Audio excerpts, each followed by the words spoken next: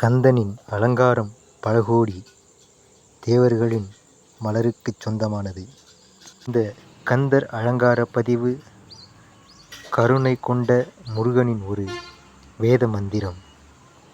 இந்த கந்தர் அலங்கார பாடலை தினமும் சொன்னால் யாருக்கும் எப்பொழுதும் ஜாதகம் என்பதை பார்க்க தேவையில்லை.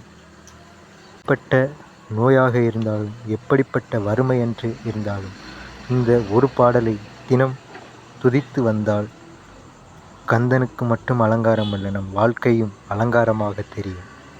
முருகன் அருளால் இது கண்டிப்பாக நடக்கும்.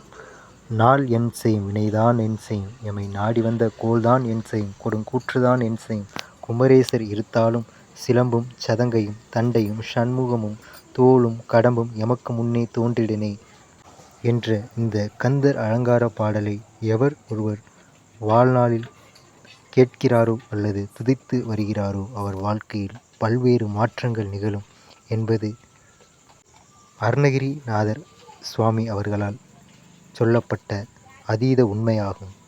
தேவர்கள் உண்ட அமிர்தத்தை நாம் சுவைத்ததில்லை. ஆனால் கந்தனின் இந்த அலங்கார பாடலை ஒரு முறை நீங்கள் துதித்து பாருங்கள். வாழ்க்கையில் தேவ அமிர்தத்தை விட வாழ்க்கை மென்மேலும் சுவையாக இருக்கும்.